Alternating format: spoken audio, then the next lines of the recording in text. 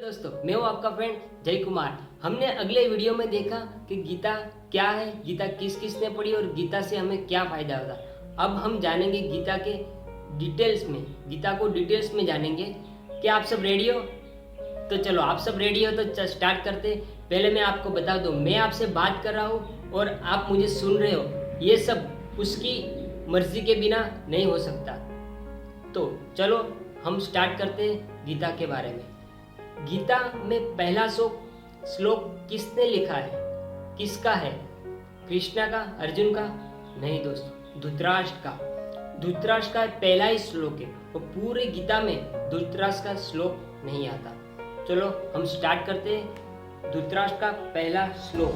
धृतराष्ट्र ने कहा, हे संजय, धर्मभूमि कुरुक्षेत्र में युद्ध की इच्छा से एकत्र हुए मेरे तथा पांडु के पुत्रों ने क्या किया? देखो दोस्तों, धृतराष्ट्र का मीनिंग क्या होता है? धूत प्लस राष्ट्र। धूत का मतलब है कष्ट के पकड़ना, राष्ट्र को कष्ट के पकड़ना। मेरा राज्य, मेरे पुत्र, मेरी संपत्ति, ये धृतराष्ट्र का स्वभाव था। इसलिए धृतराष्ट्र कहता है कि हे संजय, धर्मभूमि कुरुक्षेत्र।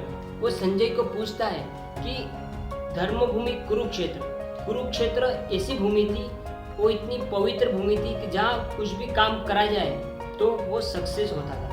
इसीलिए वो धृतराष्ट्र को मालूम है कि मेरे पुत्र गलत है।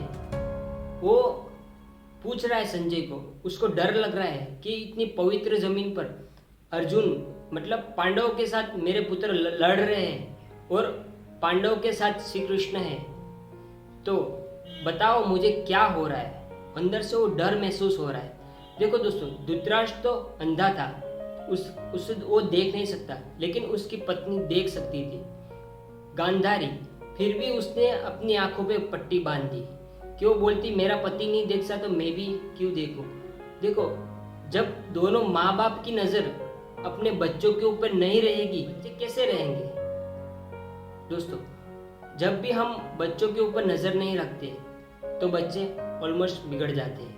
बच्चे के ऊपर नजर रखो दोस्तों, वो कहाँ जा रहा है, किससे मिल रहा है, उसके दोस्त कौन है और रात को कितने बजे घर आ रहा है। दोस्तों, जब भी हम बच्चों के ऊपर नजर नहीं रखते तो 100% बच्चे बिगड़ सकते हैं। और आगे चलते हैं कि हे संजय, धर्मभूमि कुरुक्षेत्र में युद्ध की इच्छा से एकत्र हुए मेरे, देखो इसमें मेरे शब्द का यूज हुआ है। जब कभी भी हम हमारे घर में मेरा तेरा करने लगते हैं, देखो मैं आपको एक कहानी सुनाता हूँ। एक बड़ा भाई था और एक छोटा भाई था। जब बड़ा भाई 2 सेब लेके आया घर पे, तो एक सेब छोटा था और एक बड़ा सेब था। तब छोटा भाई के लड़के ने एक बड़ा सेब उठा लिया, फिर बड़े भाई के लड़के ने छोटा सेब उठाया। तो बड़े भाई को ऐसा लगा कि मेरे छोटे भाई के लड़के के हाथ में बड़ा सेब आया, तो उसने क्या किया, दोनों के सेब ले लिए। उनको बताता आई मेक मैजिक, ऐसा करके उसने ऐसा किया और अपने बच्चे के हाथ में बड़ा सेब दे दिया और छोटे भाई के बच्चे के हाथ में छोटा सेब दे दिया। इससे हमारे घर में प्रॉब्लम यहीं से चालू होती है। हमारे मन में ही मेरा तेरा होता है तो वो घर कभी टिक नहीं सकता।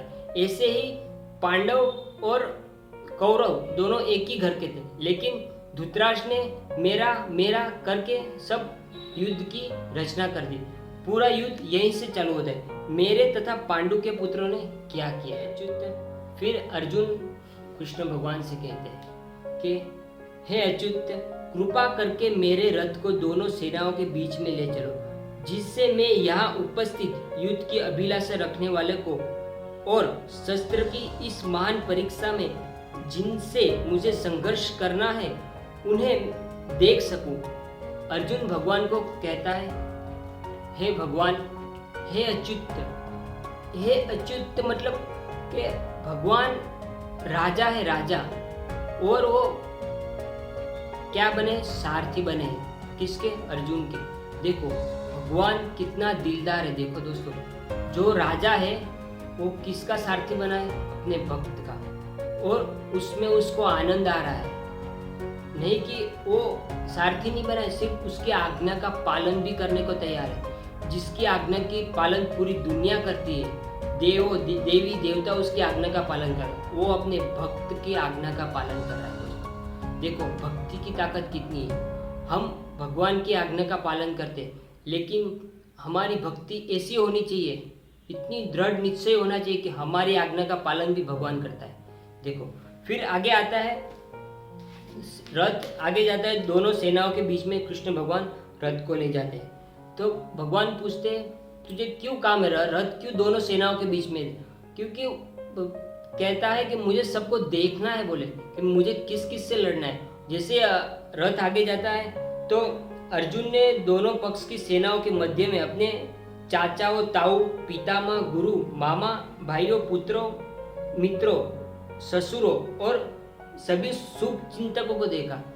वो देख रहा है कि सभी अपने खड़े हैं उधर, जिनसे मैंने दीक्षा ली, गुरु द्रोणाचार्य, पितामह भीष्म, जिनके गोद में मैं बचपन में खेला हूँ, क्या मैं उनसे लड़ूं?